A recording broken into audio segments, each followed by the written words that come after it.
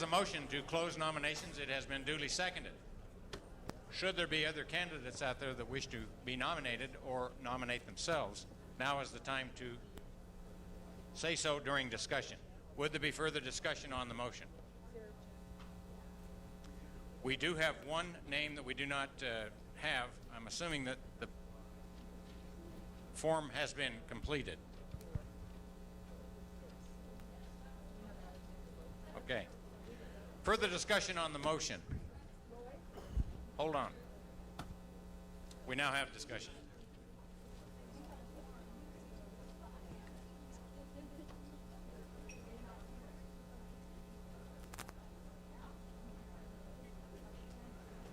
The delegate that nominated Alexander Lopez, could you please state your name?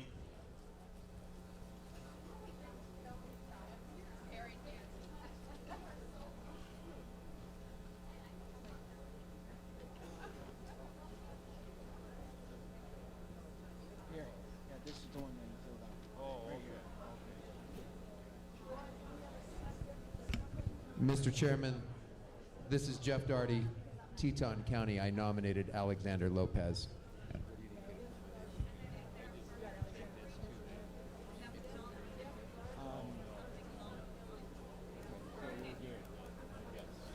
Thank you. It's all right.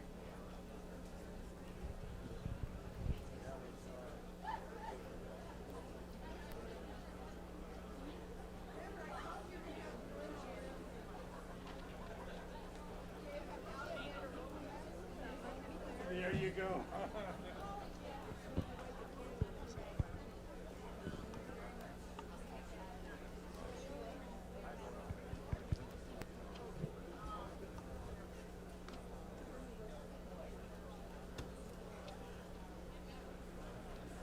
Are the secretaries satisfied that the ballots are complete? Okay.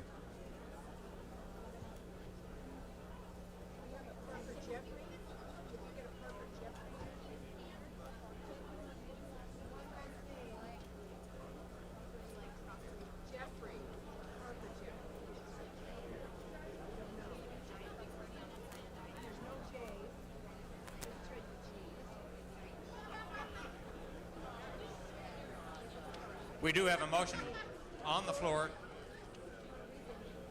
to cease taking nominations. We will now read the nominations that have been presented from the floor to make certain that there are none missing. Okay. I don't doubt that. We have a motion before the floor to cease nominations. What I'm going to do before calling the question, actually the question being called, all of those in favor of the motion signify by saying aye. Aye. All of those opposed to it, same sign. I shall now read the names of the nominations that have been offered. If there are any missing, please let us know.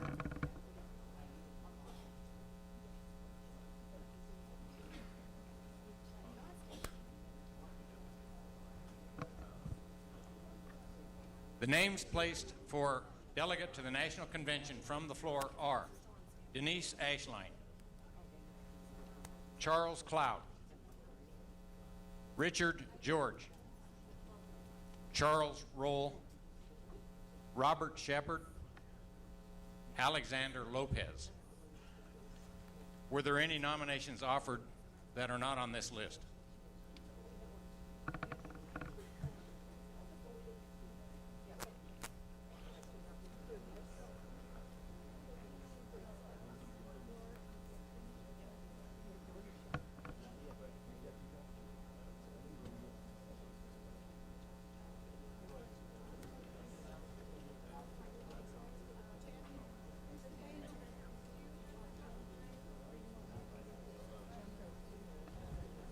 Okay, please get comfortable with the people at your table or the ones next to you. In about 2 minutes, the ballot for National Committeeman will be presented to the representative at your table responsible for distributing those ballots to you. The ballots for delegates to the National Convention should be prepared within just 15 or 20 minutes, I'm going to guess. We will ask you at that time to vote for 15. Excuse me, I think it's 14. 14 only. If you vote for 15, the ballot will be void.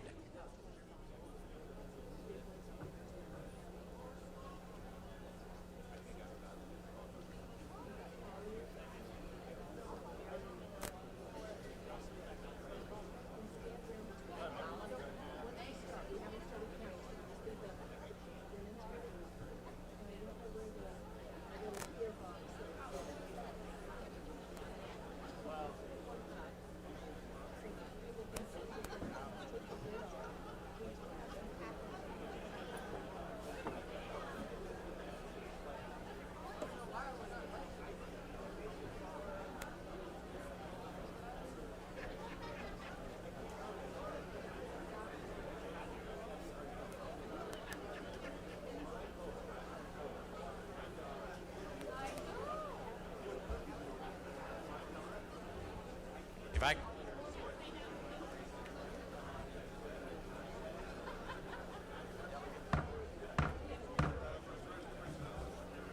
We are about to take a vote for National Committee Man. The ballots are going to be passed out. It is important that you return to the room, and because we are going to close the doors. We do now have an announcement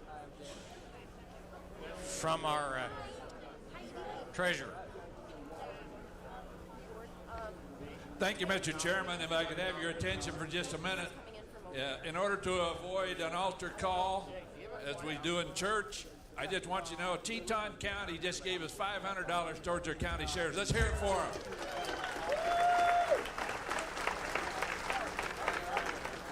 And anybody else that wants to give some money, come on down. Thanks.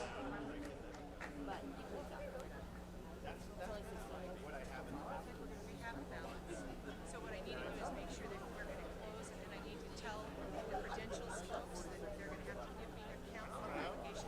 Somebody on their side. So that we can start. No, I know Mark's hard. So anyway, I'm gonna go back. Ladies and gentlemen, I would like the door monitors to please close the doors.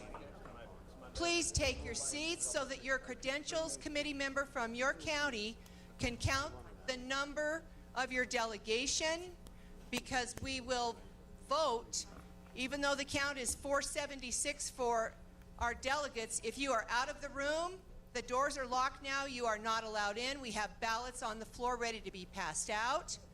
And so please take your seats. I would remind the credentials folks to please make sure that you count your county people who are working the nominating or are on credentials up here at the table, because they are the bodies in the room that are eligible to vote. I will call out each county. You will please find a mic. If we can have our runners up here to help take the microphones. Can we have our runners back, please? They will take the microphone to your county. The credentials chairman will announce the count for your delegation. That is the number of ballots that will be passed out. It's not the number that's in your delegation, it's the number that is in the room right now. The doors are closed, no one is allowed in. If you decide to leave before we announce your county for the delegate count, they will reduce it by your number and you are not allowed back in to vote. We'll be voting on the National Committee Man ballot. All names are printed on the ballot, so everybody that was nominated from the floor, it appears on there as a typed name. So nobody is at a disadvantage for literally being a write-in or a later nomination. We're currently printing the national delegate ballots. Those will not be distributed until after the surrogates all speak, having had the nominations closed. The doors are closed. We will begin passing out the ballots. Credentials people will please come up over to the table on the left. We have the co-chairman from Credentials and 2 from Nominating. They will count, they will take the count from what you gave us. You will count your ballots out. You will initial them. and then you will take them back to your delegation to pass out to your delegates. Please stay in your seats until that time because your folks need to be able, they need to be able to count. Please make sure again, credentials people, count the number of people working as well. Because I'm a voting delegate and I want to vote just like everybody that's in their seats. So we will begin with Albany County. What is your count, please? Albany County, what is your count? Please use the microphone. We have runners. 24. Albany County is at 24. Please come up. Bighorn County, what is your count? Bighorn County. 13. Please use the mic. Runners. 13. Bighorn County, 13. Campbell County, what is your count? Campbell County, what is your count? 31. No, from Campbell County, please. Campbell County, Janet Mater, 31. Thank you very much. 31 from Campbell County. Carbon County. 14 from Carbon County. 14 from Carbon County. Converse County. 15, Converse County. Thank you very much. Crook County, what is your count? Crook County, Judy McCullough counts 10. 10 for Crook County. Are we passing out? Please get the ballots counted. We can have a couple of people working on it. Let's get the ballots counted so we can please keep moving. Fremont County. Go. Do we have a mic? Fremont County has 35. 35. Goshen County. Goshen County has 15. 15. Hot Springs County. We'll wait till we get a mic because we're in a little bit of a bottleneck up here. We certainly can if they're up here. Hot Springs County has If you want to 5. come up as the credentials person, come up in line and we'll just have the mic up here. How does that work for you? So everybody that hasn't been called yet, from Hot Springs down to Weston, have your credentials person Hot Springs please come County up. has 5. Hot Springs has how many? 5. 5. We'll wait for the rest of the credentials people to get up. Sir? Oh, thank you.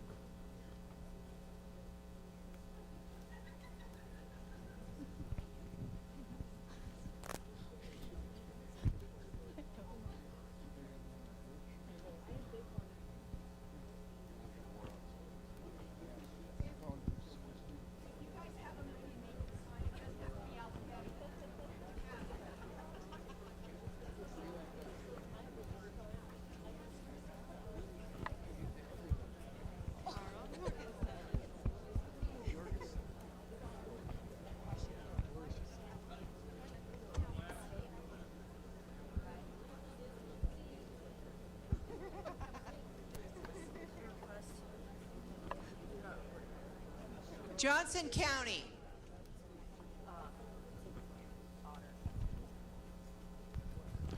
Johnson County, 10. Laramie County.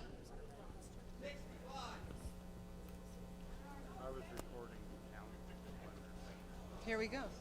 Laramie County, 65. Lincoln County. Lincoln County, 20. Thank you. Natrona County. Natrona County. She's coming. Natrona County, 57. Niobrara County. Niobrara County. Niobrara County, 5. Thank you. Park County. Park County has 30. Platte County. Platte County has 8. Thank you. Sheridan County. Susan Porton, Sheridan County, we have 28. Thank you. Sublette County. Sublette County, 10. Sweetwater County. Sweetwater County, 19. Teton County. Teton County, 15. Uintah County. Uintah County, 20. Thank you. Washakie. Washakie County, 7. And Weston County. Weston County, Michelle Smith, 10. Thank you. That concludes the ballot count. We'll have some patience, please, while your counties get their ballots. If you leave the room, you don't get to vote. So let's please make sure that we get those. We'll get the ballots out to you so you can vote. We'll collect the votes. The nominating committee voted yesterday as a body. We will have everybody vote on the national committee man. We will collect the ballots back. The credentials people will bring the ballots back up. They'll count them back in. They're going to be placed in a clear box on the table. We will wrap tape around it, and then we will suspend voting because we will listen to our presidential candidates and their surrogates. Following that, we hope the ballots for the national delegates will be printed, at which time we'll distribute. Again, we'll vote, and we'll collect those, and then the nominating committee will go up to the counting room to count.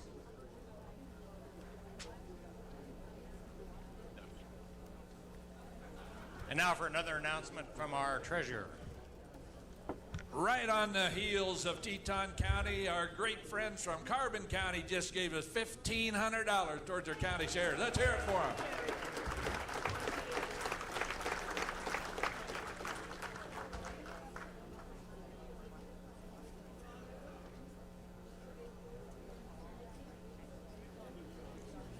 I've been reminded by the nominating committee chairman, as you receive your ballot, vote for one and one only. If you vote for two, your ballot will be void.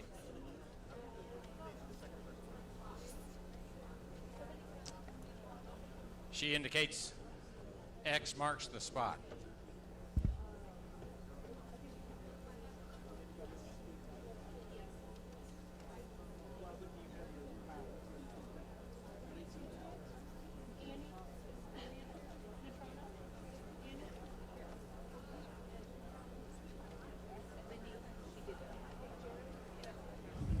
We're about 15 minutes away from our presidential either candidates or surrogates on their behalf to make their addresses before the convention.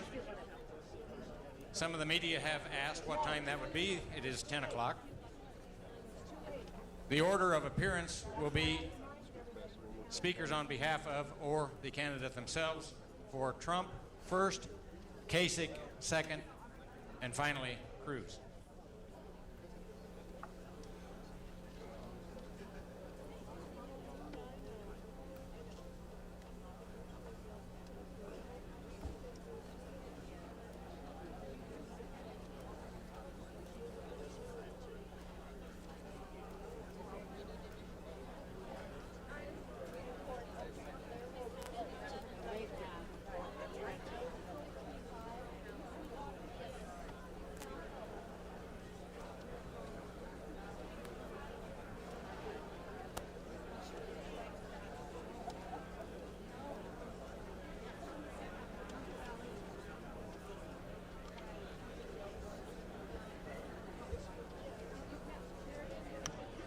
Credentials people, if you will please hold on to your ballots until they're all out on the floor. Please do not return any ballots to the table yet.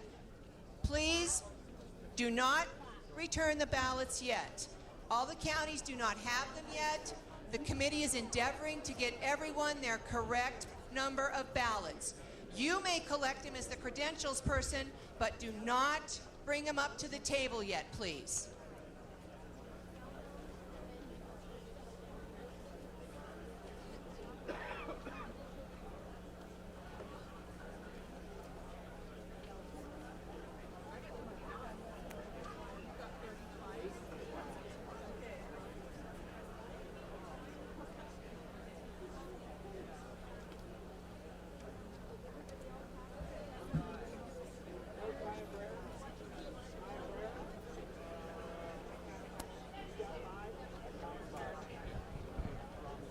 Madam Chairman, Chris Smith, Campbell County. May we have the numbers, please, for Fremont, Converse, and Carbon? Shh. I've been asked to repeat the numbers for several counties. For Carbon County, 14. For Fremont County, 35. And for what, Chris? Converse. Converse County was 15. Is there any other questions regarding the count from the counties? Washakie has 7.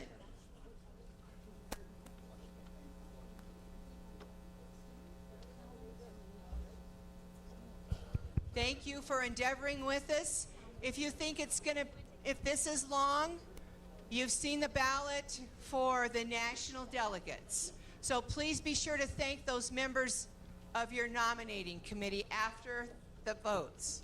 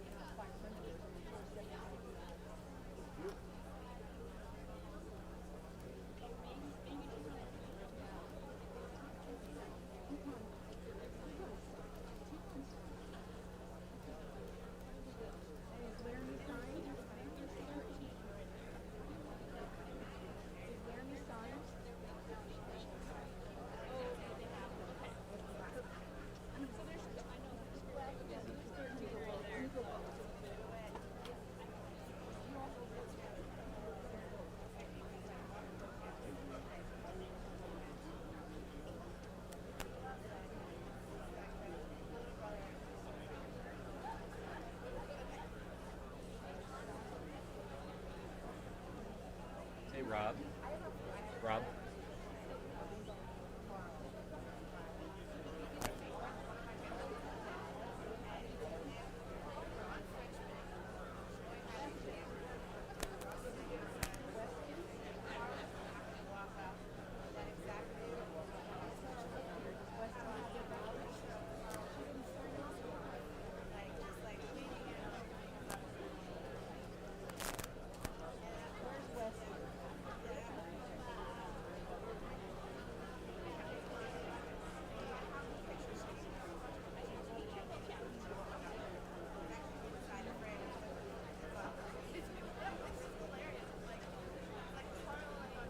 Weston County, can you please come back up and sign? You didn't sign for your ballots when you took them.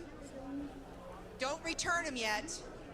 Please don't return them. Go sign for what you took out, please.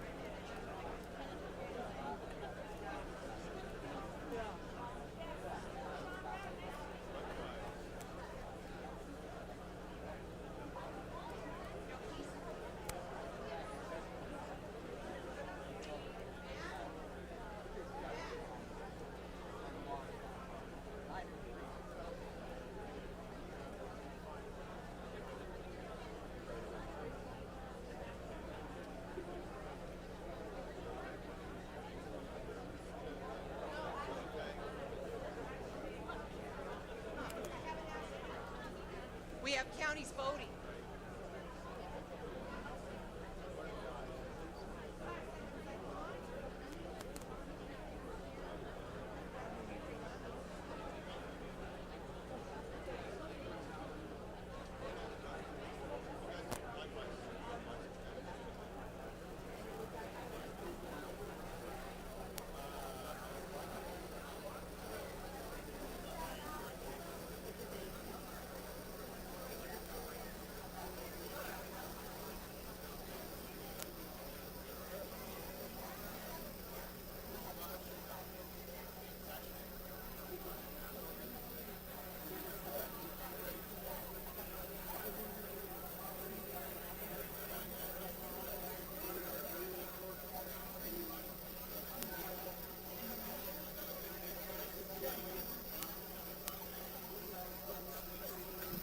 and gentlemen, please do not return your ballots yet. We have counties still voting.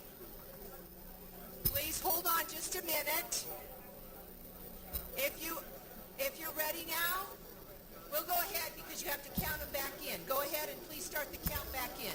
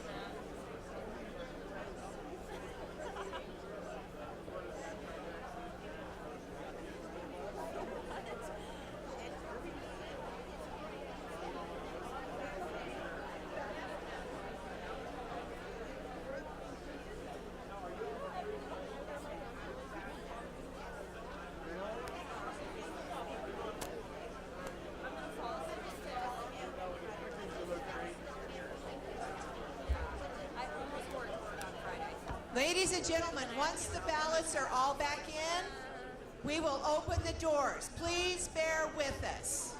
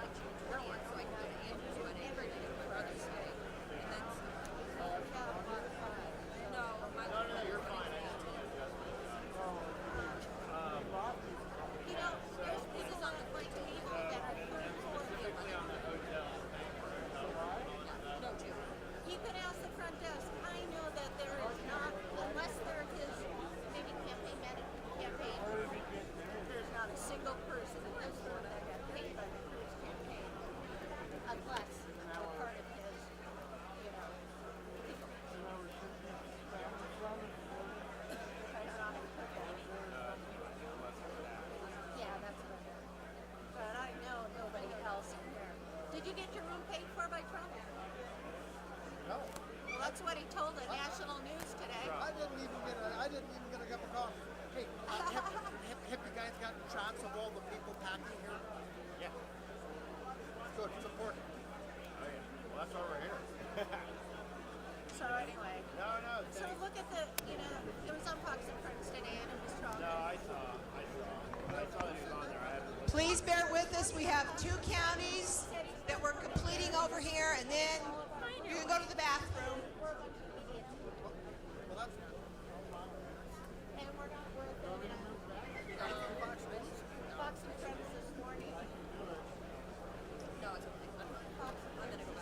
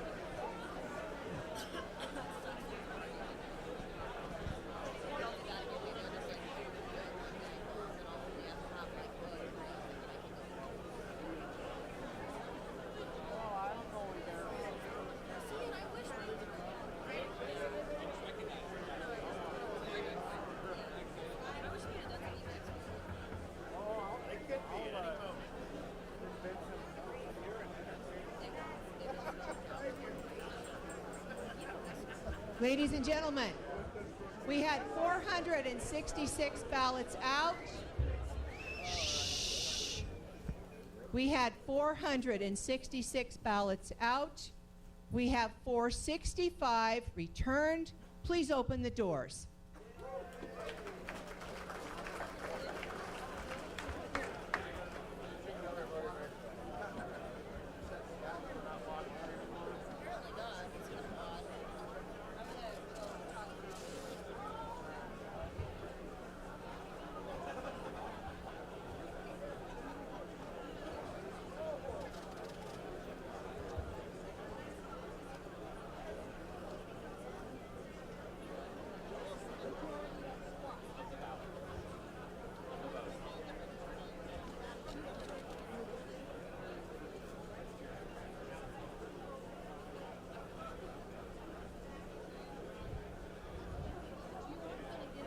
Delegates, we're at that point of the convention.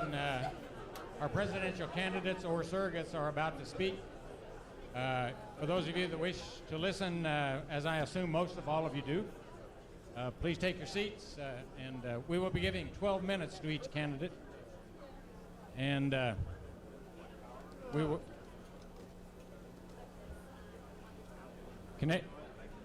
we're about ready to receive our presidential candidate speeches.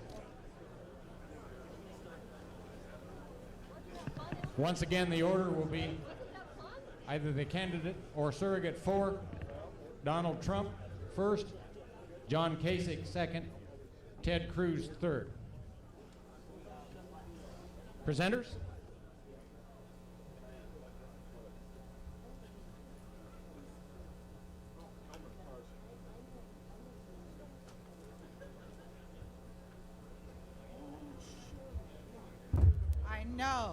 I'm not Sarah Palin. However, I met Sarah Palin once. We were at the Iron Dog, and Todd was coming in second, and Sarah was concerned. I'm standing on a little knoll overlooking the dog race, or the snow machine race, and I can see Todd sort of coming over the hill, and there's Sarah. Now, there is nothing in my life that I enjoy more than embarrassing my children. So I saw Sarah, and I thought, I am going to get that woman's autograph. So I said, Sarah. Well, you can't yell because, you wouldn't want to yell at Sarah. Sarah. Here she comes. I got that autograph. She went back down the hill. Well, I hadn't had a picture with her, and my daughter-in-law thought I should, so she said, Clara, call her again. So I did. Sarah. She came right up that hill. I got my picture with Sarah Palin. Now, here's the disappointing part. I brought this picture. I wanted that autograph. Last night, Sarah called, and she can't make it. She has scheduling conflicts. I'm thinking a little bit about what it might be. You see, Donald has Trump 1, but Sarah has a dog sled. So, folks, you're stuck with me, and I wrote a speech. Not very good, but I am a strong Trump supporter, and it's kind of interesting because I'm married to a poor, befuddled man who wants cruise.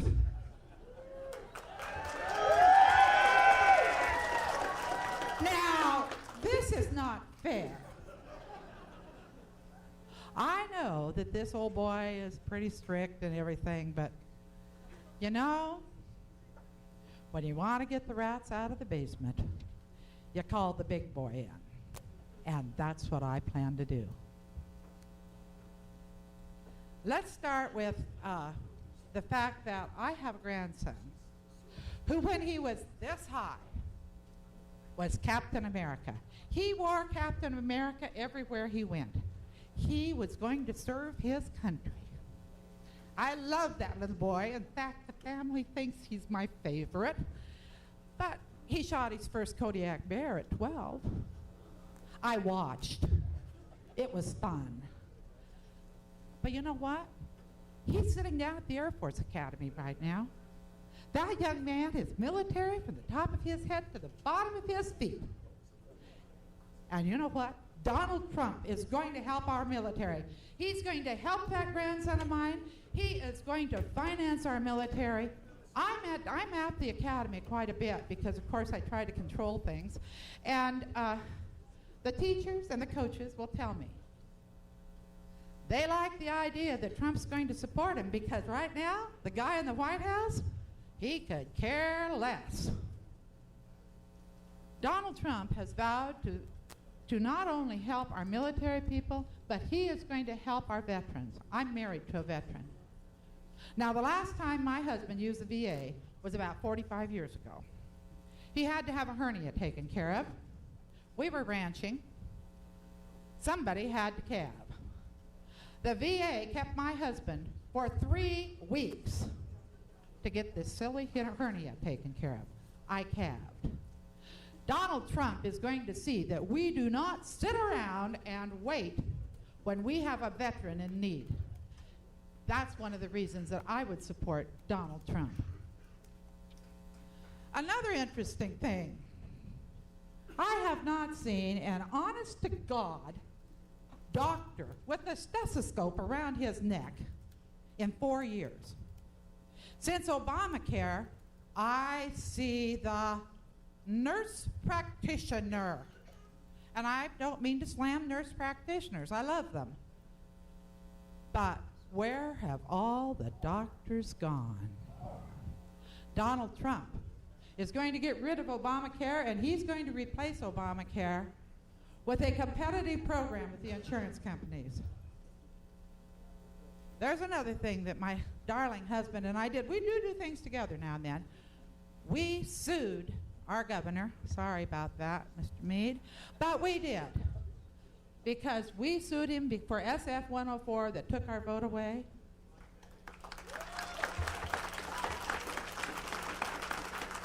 And because even though we won the lawsuit, the war was lost. I am substituting in our schools, and our math books have Common Core written all over them. I will provide this. Donald Trump is going to get rid of Common Core. Continuing on in the educational realm, I have a daughter, a son-in-law, and a daughter-in-law that are in our education system. I have 3 beautiful little grandchildren that are in our education system. Now, here's the deal. I do not want any of them working with next generation science. I do not want my grandchildren to believe in evolution. I do not want my grandchildren thinking that global warming is more important than our national security. Donald Trump's getting rid of Common Core. Donald Trump is going to make America great again. You realize we've kind of gone down that little slippery slope. And I've been working on the platform committee. We had a platform that mentioned that we are going to support the enforcement of immigration. Donald Trump's going to support the enforcement on immigration. We have a new neighbor. Our new neighbor drove in with the realtor. They drove up on the hill overlooking the ranch. He said to the realtor, "Is this the end of the road?" The realtor said, "Yeah." The guy looked at him and said, "I'll take it." This fellow was from Tucson, Arizona. His wife had had to stop driving because the illegals are coming across the border and staging accidents with the locals, and then the locals are paying for it. These people wanted the end of the road. They wanted to get rid of the illegal immigration. They did not want to be harassed another minute. In fact, Carrie and I went up to visit them one day, and when they first got there, and they said, "We're going to put a lock on our gate." We said, "Well, you don't need to do that." They said, "Yes, we have to keep the riffraff out." He looked at me, and I looked at him, and we said, "Here we are."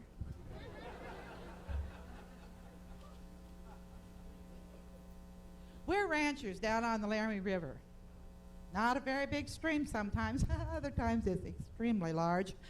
But anyway, we're sitting there and we're hearing all about the waters of the United States.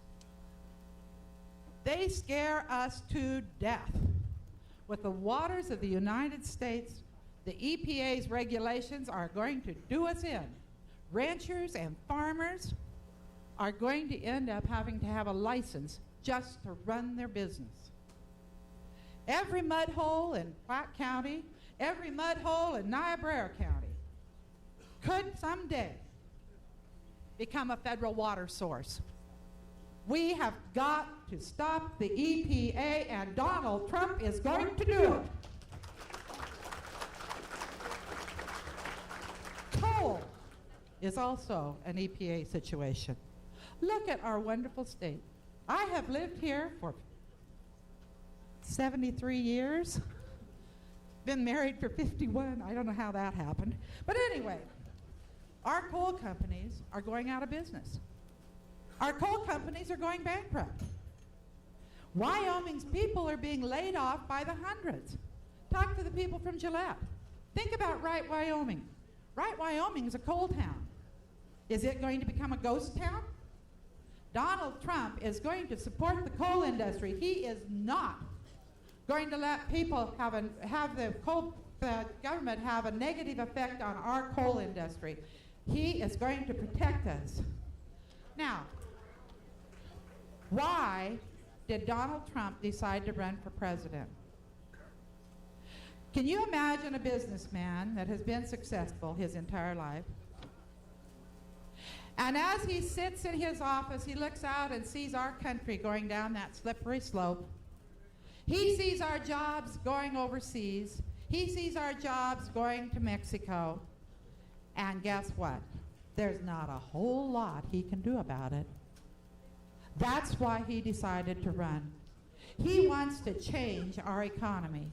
And trust me, as a rancher and a person who has one son without an education that is a cheesemaker, I want Donald Trump to protect me. Probably one of my most important thoughts on Donald Trump is he's funding his own campaign. Boy, when he walks into that White House, he will not owe one person. He will be his own man. Now, this is a man that has worked in the boardroom all of his life. I picture this. I picture him going over to the Senate and the House of Representatives. I picture him grabbing the ears of the people on both sides of the fence. And I picture him bringing them into the boardroom at the White House and setting them down and saying, okay, boys, from now on, we're going to do business for the American people, not for the people that we owe. We have a lot of fun in Wyoming, laughing about packing firearms. In fact, Taylor Haynes and I were talking about yesterday. I gave him a hug, and there was something right back there in the small of his back. And I said, Taylor, are you packing tomorrow? We need someone that is going to defend our Second Amendment rights. Now, those of you that I have worked with all of my life in the Republican Party know for a fact that I am probably one of the most conservative people you'll run into. What in the world is wrong with me? Well, this is what's wrong. I want a man that not only says the Second Amendment is the greatest thing in the world, I want a man that when they say we want their guns will say not only no, now this Christian woman's going to say a word she shouldn't. Not only no, but hell no. I'm going to support Donald Trump because he's going to support me, and I'm going to be able to wear a 6-shooter anywhere I want. Now, as I said, I am a strong Christian woman. That's why I'm backing Donald Trump. Because, folks, I don't want a preacher. I want a leader. And Donald Trump will be that leader. And before I go, really quick, I have a little poem that I wrote. Now, this little poem will describe to you what will happen in Cleveland.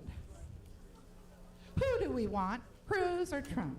We really don't know. We're in a slump. The right is right, the left is wrong. The illegals and freebies are their song. The establishment went purple and turning to blue. Our national colors are a different hue. The inner circle is bashing Trump. They're scared to death, bashing Trump till they're out of breath. Cruz thinks that the nomination is in his sight. Little he knows, losing could be his plight. We all will know how deceitful they will be. The plan's new face we will see. So there goes freedom out the door. Folks, your vote may just hit the floor. Thank you.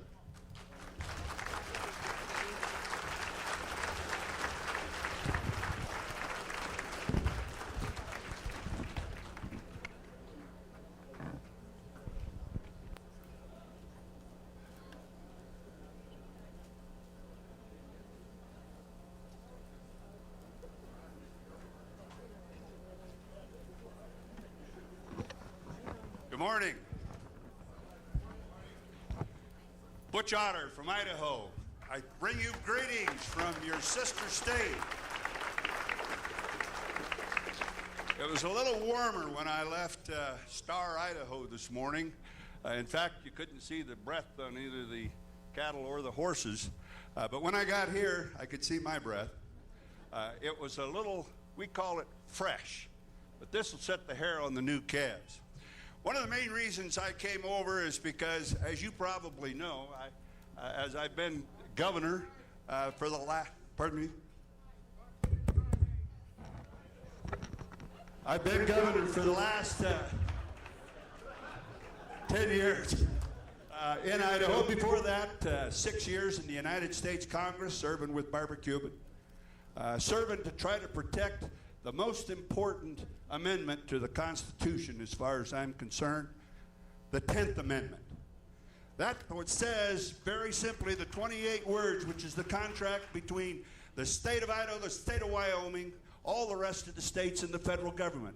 Those powers, not delegated to the United States by the Constitution, nor denied to the states by it, are reserved to the states respectfully and to the people.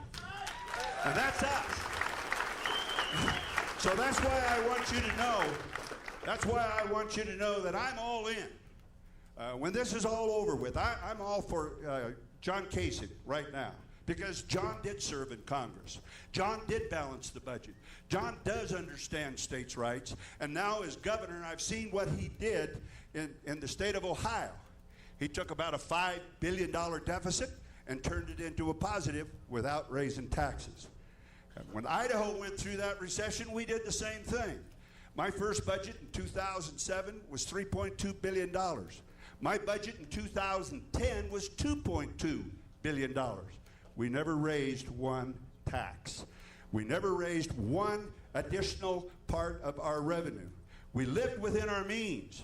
We did exactly what we ask every family in Idaho to do and what every family in Wyoming is doing. You sit around that breakfast table and you say, what are the things we're going to have to do without? We redefined the proper role of government in Idaho, and that's what we need to do in Washington, D.C. We need to redefine the difference between nice and necessary. You know, when I was growing up, I grew up in a family of 9 kids. We're Catholic. The question in Idaho is, are you Catholic or Mormon if you got 9 kids? And so I just admit that right off. But my dad was a Roosevelt Democrat. And in 1964, when I got the opportunity to vote for the first time, you had to be 21 to vote then.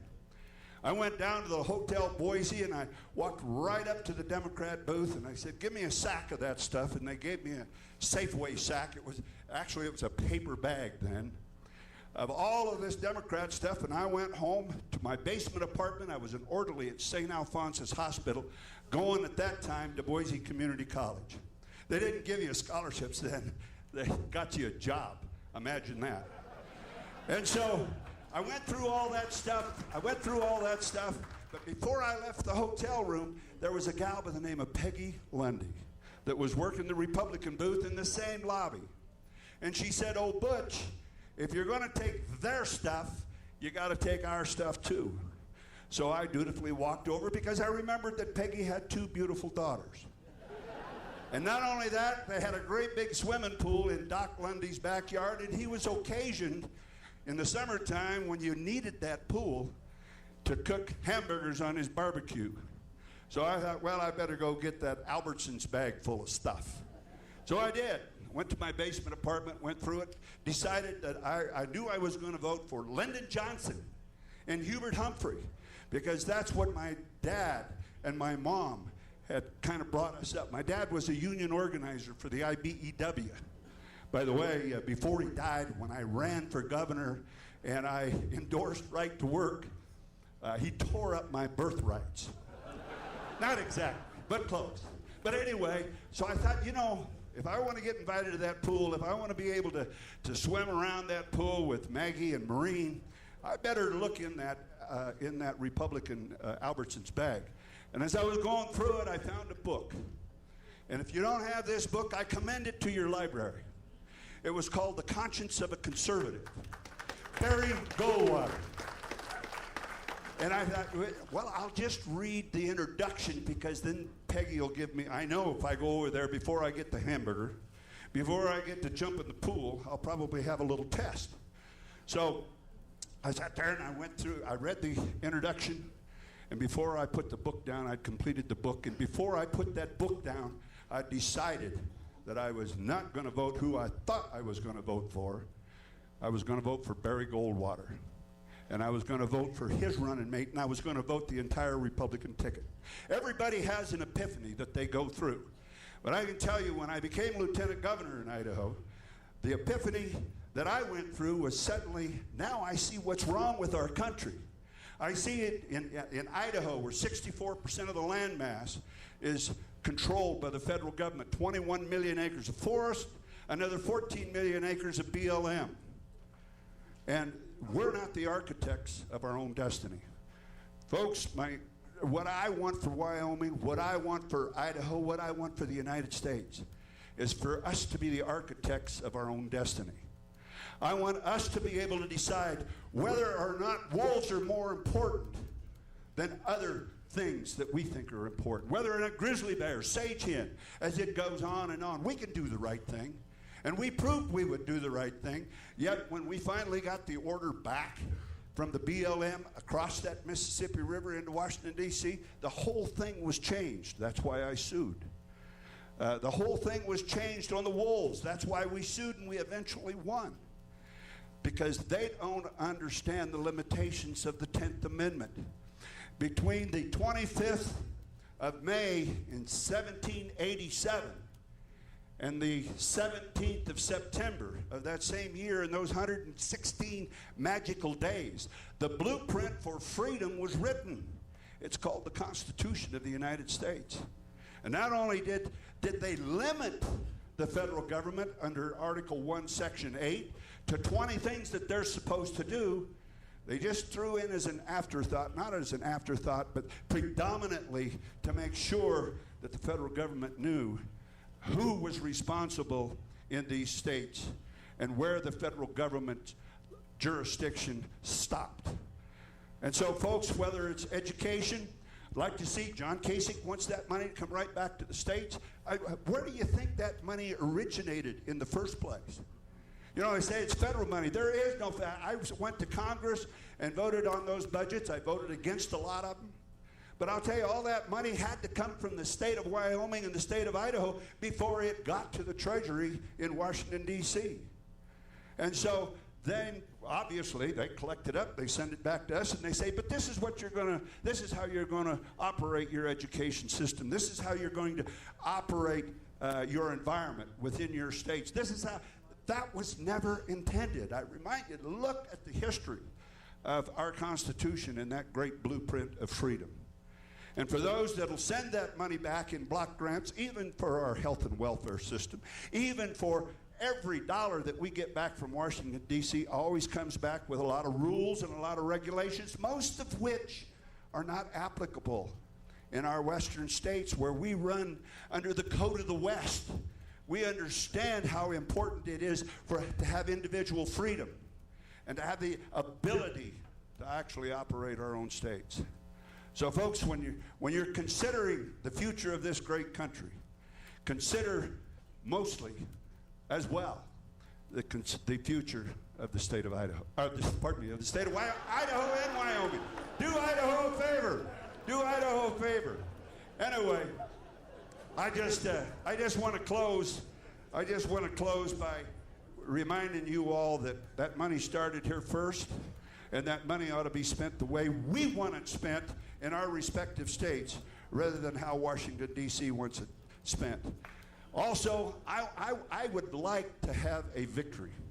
When it's all over and everybody leaves Cleveland, I want to have a champion that I know has got a chance of winning. I want to say again, I'm all in. Whoever that champion is, I want it to be, and I hope it is John Kasich, because I want that 10th Amendment to the Constitution. I want the Second Amendment to the Constitution to be secure. And we do that each and every year in the legislature. We try to secure for ourselves our own destiny. We want to write that blueprint. We don't want that architect in the White House writing a blueprint that doesn't fit what we need to do in the West, and especially Wyoming and Idaho. So Wyoming, God bless you. Thank you for your efforts, and I hope during this process you too have an epiphany, and I hope it'll be with Kasich. Thank you so much for inviting us over.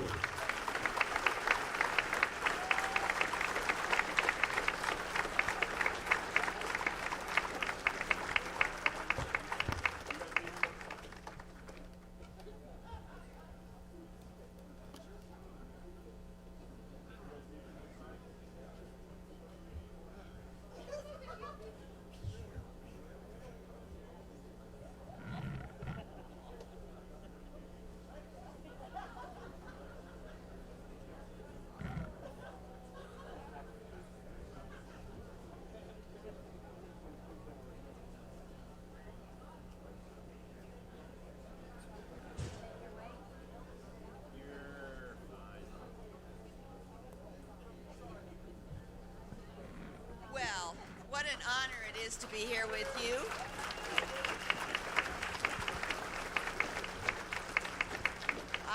It's a pleasure. You know, Casper is my hometown, and I've had a chance to meet so many people that I've known for a long time as I've been manning one of those candidate booths down there. I was reminded, I look over and I see that picture of Dick from so long ago, that 40 years ago I was manning a candidate booth. But I was also thinking, you know, that worked out all right. It worked out pretty well. It's a special pleasure to introduce Senator Cruz. In a really tough and hard-fought primary, he has made quite clear his deep belief in the Constitution and his conservatism. He is part of a young generation of rising leaders, constitutional conservatives, that are pointing our country back to the fundamental values on which we are based. He is also a Westerner, and he is attuned to our values, protecting free speech, making sure it is understood that the Second Amendment is an individual right and that government has no part in it.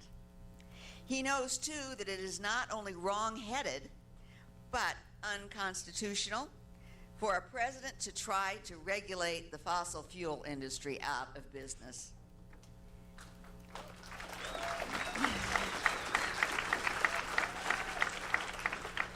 Ted Cruz knows that killing coal is killing our communities, threatening our nation's power grid, and undermining our national security. The war on coal has to end.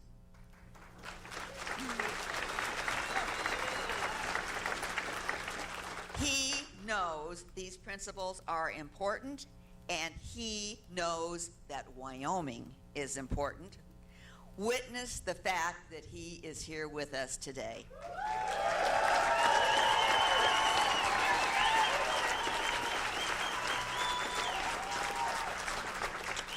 He knows that Westerners want to look people who are running for high office right in the eye. And he knows that we want to hear his message straight from him. So we are so happy to have you here today, Senator Cruz. Welcome to the great state of Wyoming.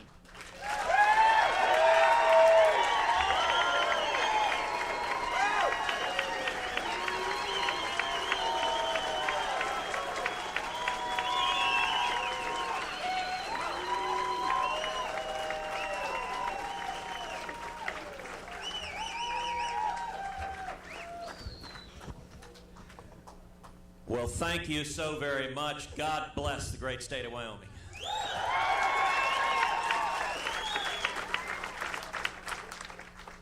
And let me say to Lynn Cheney, thank you for your incredibly kind and gracious introduction. Thank you for your incredible life of service and scholarship. What a scholar who has studied our founding principles. And along with your husband and your entire family, you have represented Wyoming and the United States of America extraordinarily well for many, many decades, and we are grateful.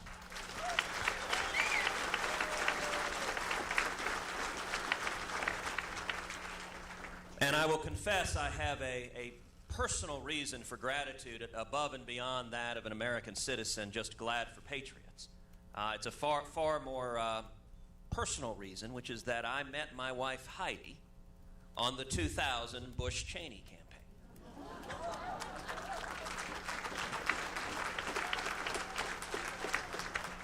We were one of 8 marriages that came out of that campaign.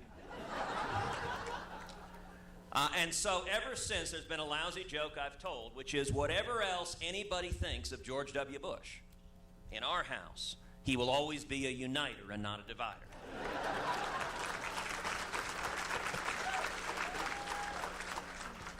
I'm thrilled to be here with so many wonderful patriots at a time when our country is at such a moment of crisis.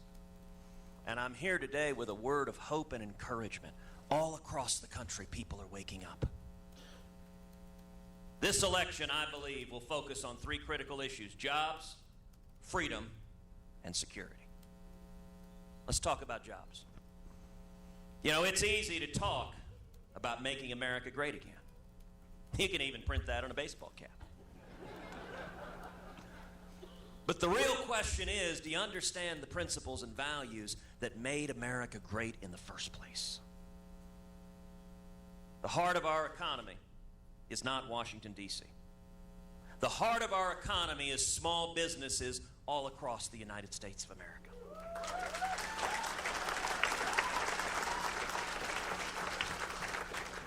And if you want to see the economy take off, you simply take the boot of the federal government off the back of the necks of small businesses.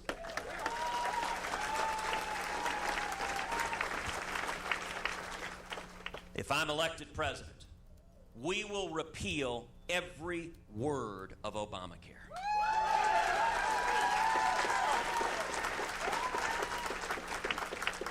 We're going to pass common sense health care reform that makes health insurance personal and portable and affordable and keeps government from getting in between us and our doctors.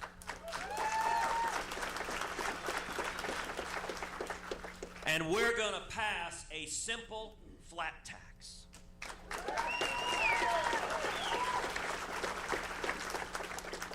Monday is tax day. In just a couple of years, everyone here is going to be able to fill out our taxes on a postcard.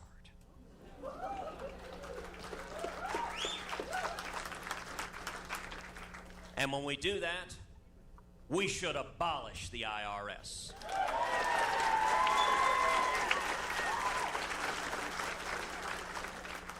And we're going to rein in the EPA.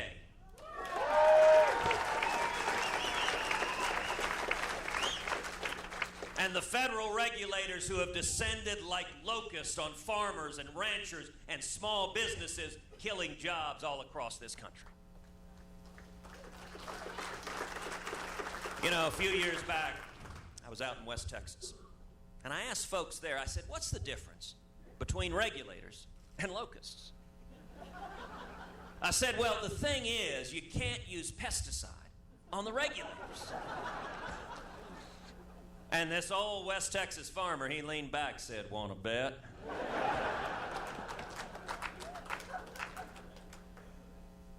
We've seen for 7 years a war on coal.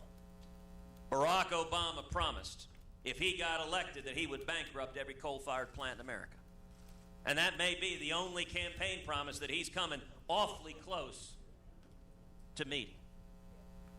That is fundamentally wrong, and it is immoral. And by the way, Hillary Clinton promises if she's elected, she's going to finish the task and bankrupt anyone associated with coal.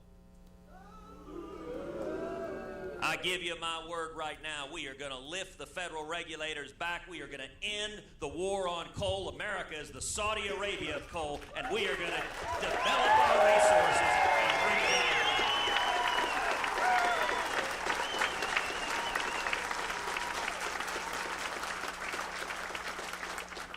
Just a couple of weeks ago, I was at a campaign event in West Virginia with several hundred coal miners.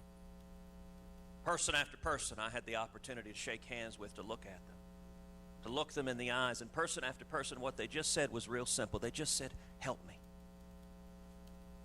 My entire life, my family is under assault from the federal government. This is wrong in the United States of America. We are blessed with unbelievable energy resources: coal, oil, gas, wind, nuclear, solar, ethanol, biofuels, all of them. We ought to develop all of them, and that's millions of jobs for Americans without knuckleheads from Washington stopping it."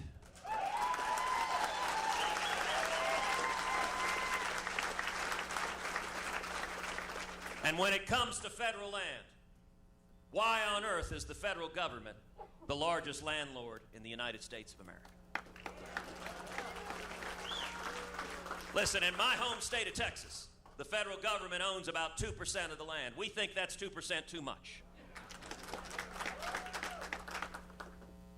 And as president, I will lead the effort to return the federal land in the West to the states and to the people.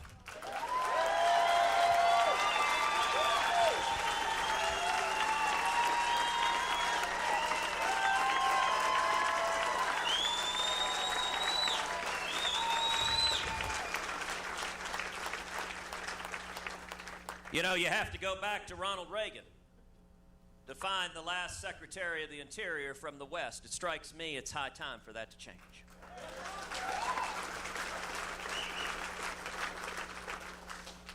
And we're going to stop amnesty. We're going to secure the borders. We're going to end sanctuary cities, and we're going to end welfare benefits for those here illegally.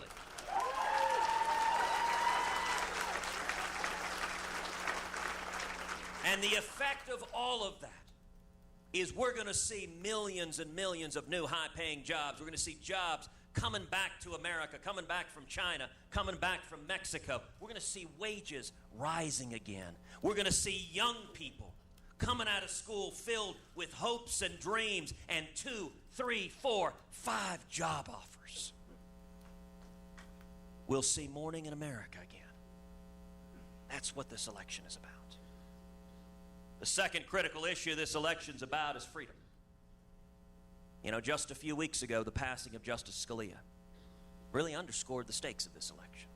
It's not just one, but 2 branches of government that hang in the balance because we are one liberal justice away from a radical 5-justice left-wing majority that would undermine religious liberty, that would try to take away the Second Amendment, that would give away U.S. sovereignty to the World Court and the United Nations.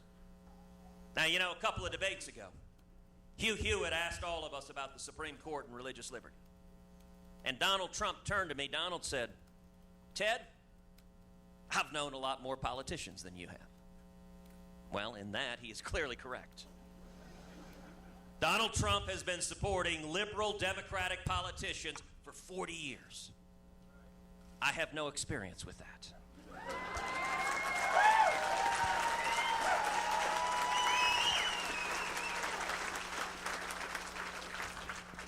But Donald continued, he said, "Ted, when it comes to the Supreme Court, when it comes to religious liberty, you got to learn to compromise. You got to learn to cut deals with the Democrats and go along to get along." Well, let me be very, very clear to the men and women of Wyoming. I will not compromise away your religious liberty.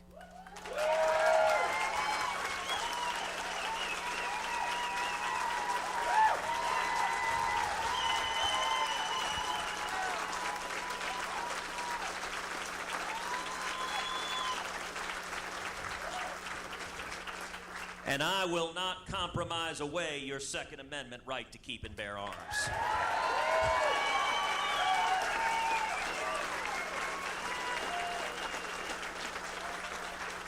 I'm pretty sure here in Wyoming, y'all define gun control the same way we do in Texas. Hitting what you aim at.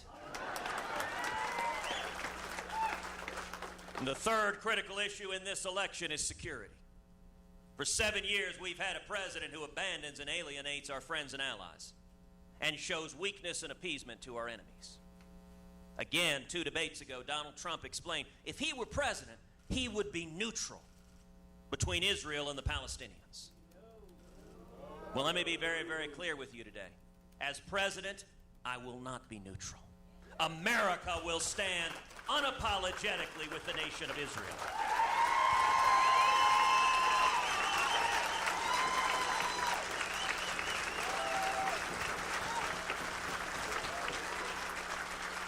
For 7 years, we've seen our military weakened, our military undermined. And you know, as a country, we've seen this before. We've seen another left-wing Democratic president, Jimmy Carter, weaken and undermine the military. And then in January 1981, Ronald Reagan came into office. And what did Reagan do? Reagan cut taxes. He lifted regulations. We saw millions and millions of new high-paying jobs. That generated trillions in new federal revenue, and he used that revenue to rebuild the military, and we bankrupted the Soviet Union and won the Cold War.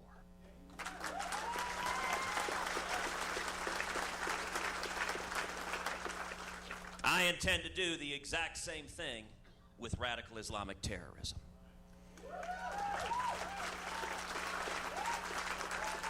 We're going to repeal Obamacare, pass a flat tax, rein in the regulators, stop amnesty. That's going to produce millions and millions of new high-paying jobs. It's going to raise wages all across this country. That's going to generate trillions in new federal revenue, and we will use that revenue to rebuild our military so it remains the mightiest fighting force on the face of the planet.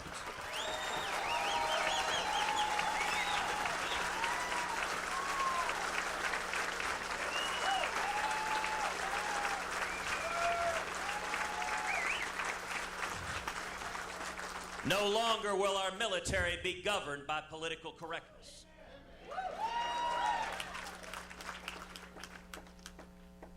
We will not weaken and we will not undermine ISIS. We will utterly and completely destroy them.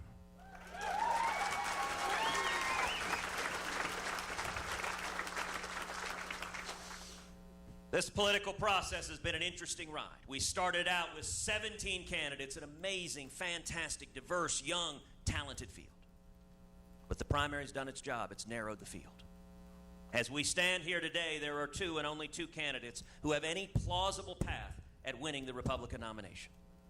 Me and Donald Trump. And what we are seeing happening in Wyoming and across the country is we're seeing the party uniting. We have got to unite. We've got to come together and stand as one.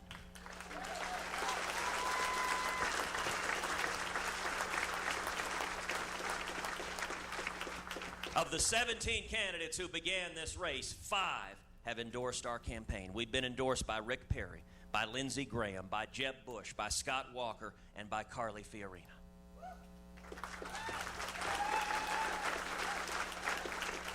When you add to that mix Senator Mike Lee and Glenn Beck and Mark Levin, you've got the entire spectrum of the Republican Party coming together and unifying. And let me tell you, the state of Wyoming right now, the entire country, its eyes are on this state, on the people here. And the people here have an opportunity. We've got a slate of delegates who are committed to supporting me in Cleveland. We're in all likelihood going to have a battle in Cleveland to determine who the nominee is. I want to ask each and every one of you, if you don't want to see Donald Trump as the nominee, if you don't want to hand the general election to Hillary Clinton, which is what a Trump nomination does, then I ask you to please support the men and women on this slate.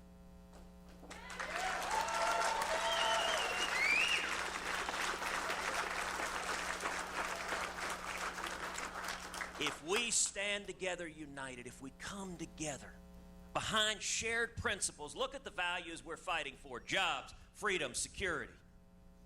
None of those is a narrow 51% wedge issue. Every one of those is a broad, unifying principle that cuts across 60, 70, 80% of Americans. We all want to see jobs coming back. We all want to see the Bill of Rights protected. We all want to keep our children safe. That's what this election is about. And so I ask each and every one of you, if we come together and unite, we will win this nomination. And if we come together and unite, we will win the general election. We will beat Hillary Clinton, and we will turn this country around. We will get the federal government off of our backs, and we will bring back freedom and opportunity for every American.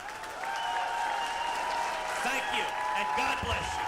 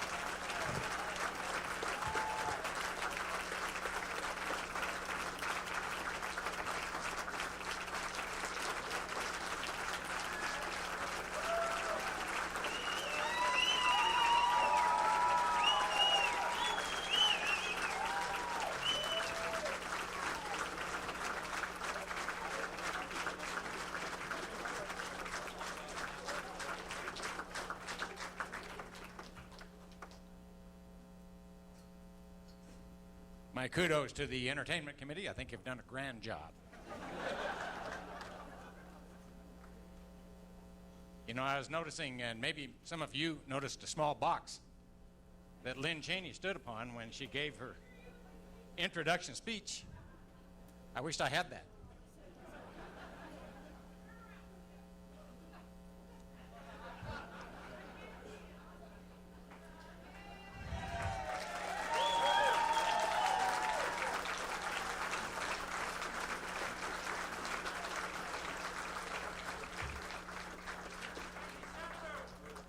Delegates, this is your 5-minute call. The balloting will begin for national delegates to the National Convention in 5 minutes. The doors will be closed, and we will give 1 minute warning before we close the doors.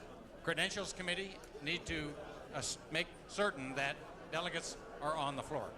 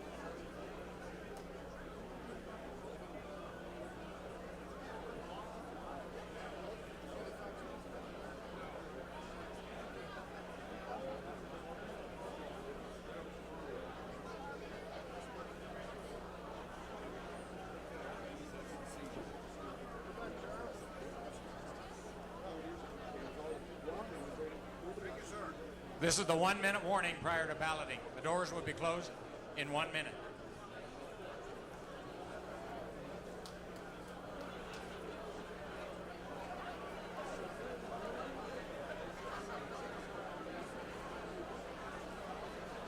Okay, so now you're going to get a B-roll of the vote.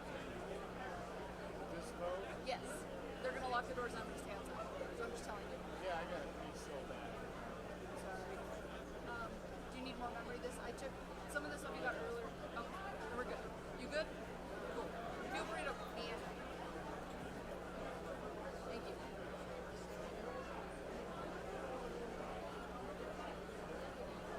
Right, Dan. Email us when you come in for results.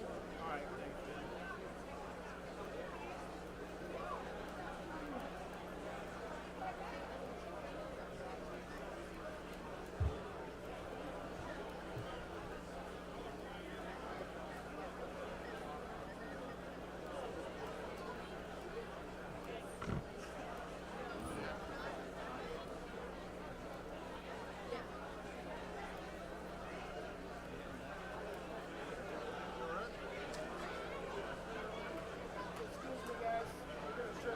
Okay, we're going to begin balloting.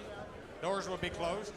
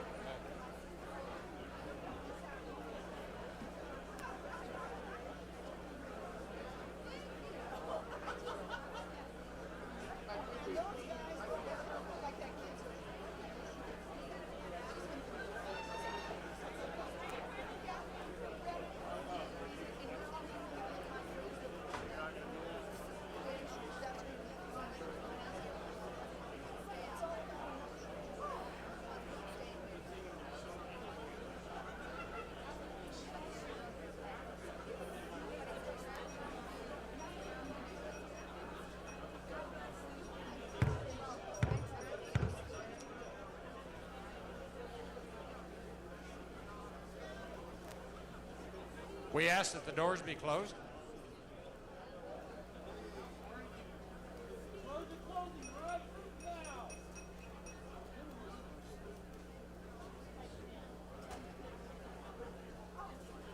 The only thing standing between you and lunch is a ballot.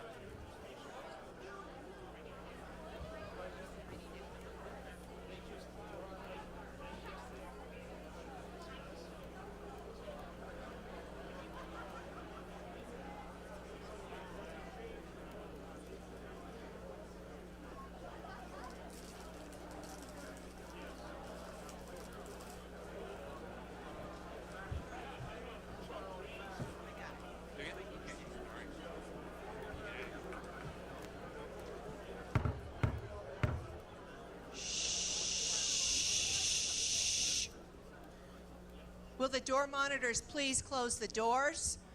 Will the delegates please sit down so that your credentials chairman can take the count?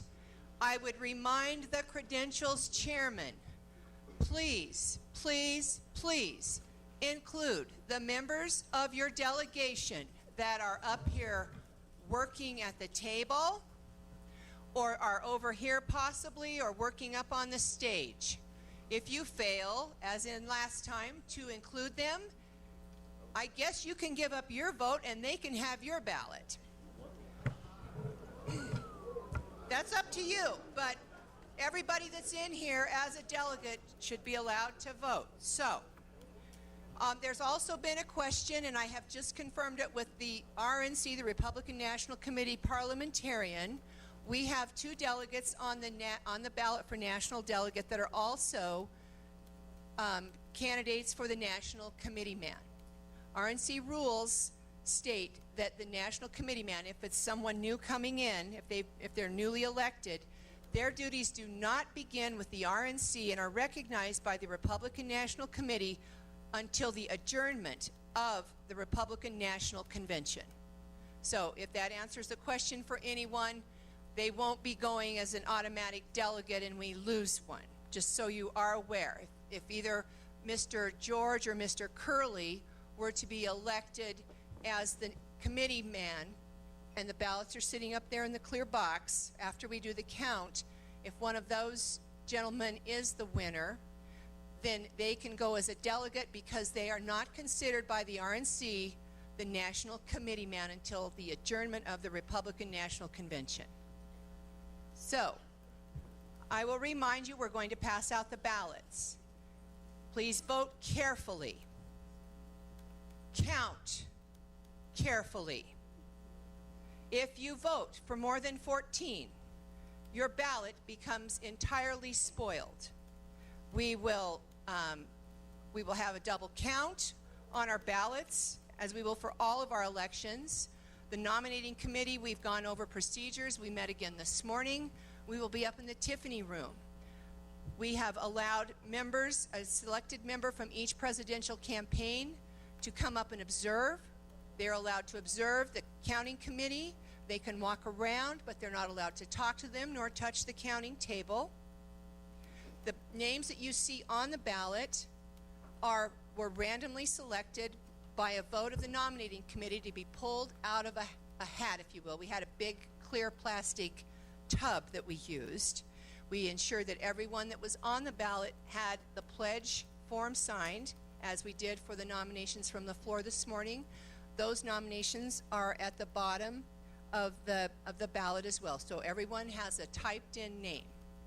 So we will begin again asking your credentials chairman from each of your counties, and if you could please help all these folks. I know that the sound keeps going in and out, so if you could please keep your talking to a minimum so that the committee over here, when they're counting the ballots, they can hear the number so that they can also verify it with the counties.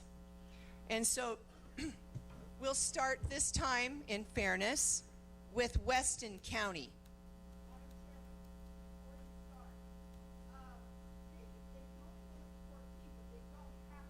The ballot states vote for 14 or less. You may vote for up to 14 or you may vote for less. Thank you for that. That's a good question. But if you vote for 15, you didn't vote at all, because the ballot will be spoiled. It will be marked as such. It will be confirmed and verified by about 6 people in the counting room. And we'll report the number of spoiled ballots along with the other totals. So I do want to remind everybody that the names that appear on there were randomly drawn. They weren't prioritized by the nominating committee or anything. It was all randomly drawn. If we can have the credentials committee, in order to help folks, if you could just come up when I call you, line up, and we'll ask for your total. So if we could start with the reverse, we could have Weston. If we could have the credentials chairman from Weston, Washakie, Uinta, Teton, Sweetwater, Sublette, Sheridan, and so forth. Come on up and we'll start the count. Weston, what is your count? Weston County is counting 10. Washakie, what is your count? Washakie County is 8. Washakie County is 8. Uinta. Uinta County is 20. Uinta County is 20. Thank you very much. Teton County. Teton County is 15. Teton County is 15. Sweetwater County. Sweetwater County is 19. Sweetwater County is 19. Sublette County 10. Sublette County is 10. Sheridan. Susan Porton, Sheridan County, we're 29. Sheridan is 29. Platte County. Platte County is 9. Platte County is 9. Park County. Park County is 30. Park County is 30. Niobrara County. Niobrara County is 5. Niobrara County is 5. Natrona County, Natrona County, 57. Natrona County is 57. Please make sure you're counting the folks that are working up here at the table. You cannot increase the number if you realize you counted incorrectly. Lincoln County. Lincoln County is 20. Thank you. Lincoln County is 20. Laramie County. Madam, Laramie County is 69. Laramie County is 69. Johnson County.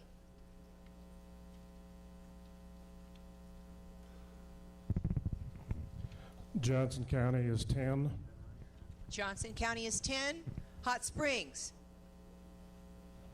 Hot Springs County is 5. Hot Springs County is 5. Goshen County, please. Goshen County is 15. Goshen County is 15. Fremont County. Fremont County is 35. Fremont County is 35. Crook County. Crook County is 10. Crook County is 10. Thank you. Crook County, pardon me. Converse County.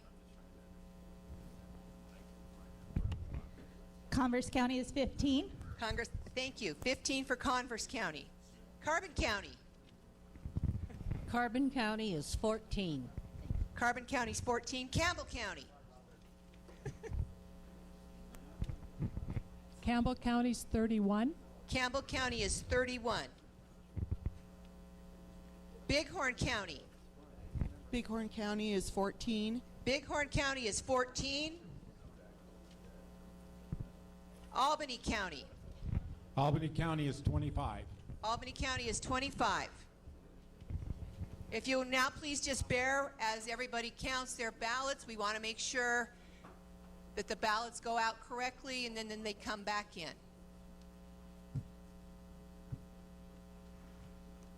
Remember, vote 14 or less. Please vote carefully. X marks the spot.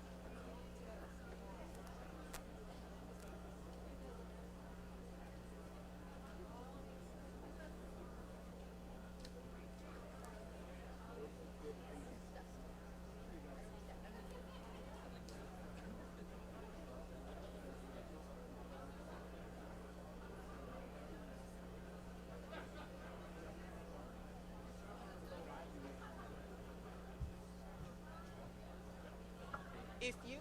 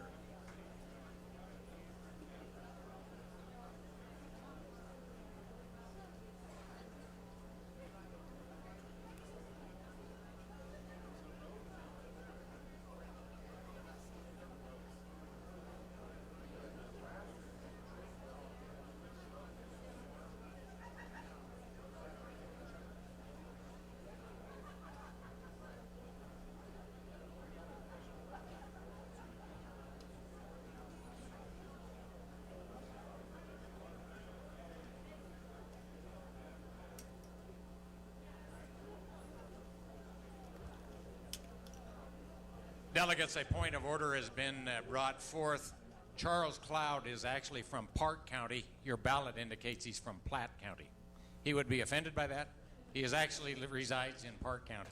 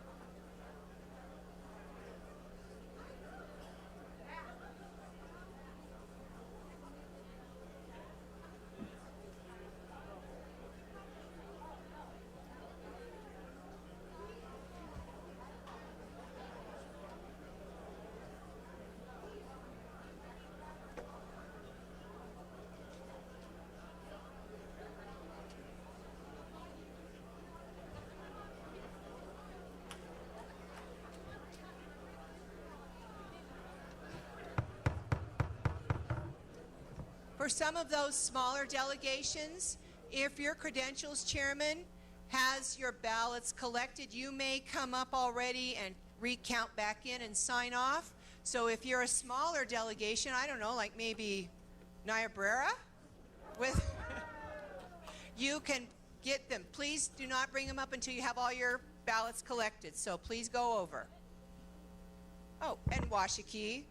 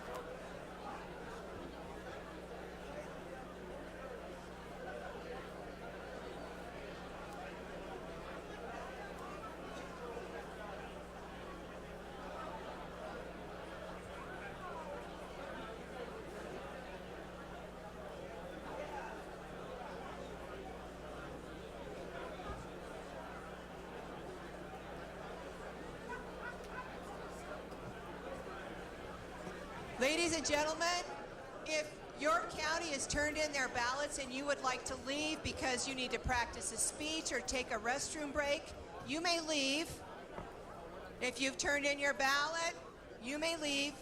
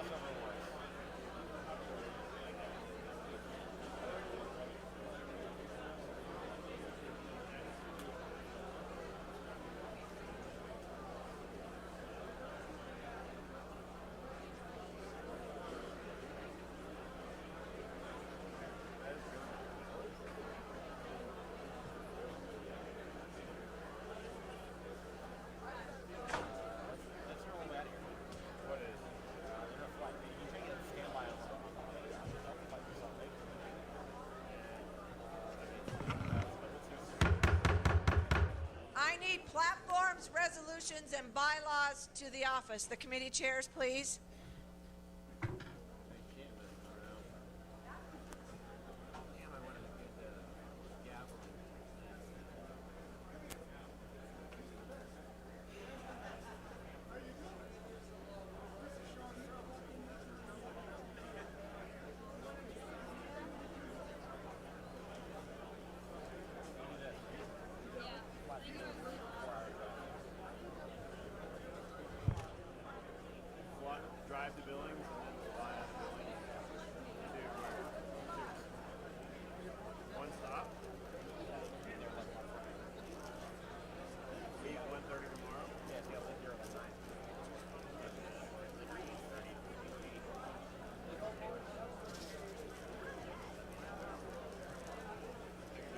Ladies and gentlemen, the ballots are all in. We now can leave the room to do as you please. Lunch will be down in this corner of the building through these doors. It will be available in between 5 and 10 minutes from now. We would ask that delegates go first and then our guests and visitors go afterwards, allowing the delegates to return to the room. We have a lot of business to attend to. We will have some speeches from our elected officials at 12 noon, and then we will begin the business of the convention. The report from the nominating committee, we had 475 ballots out. We have 475 ballots in.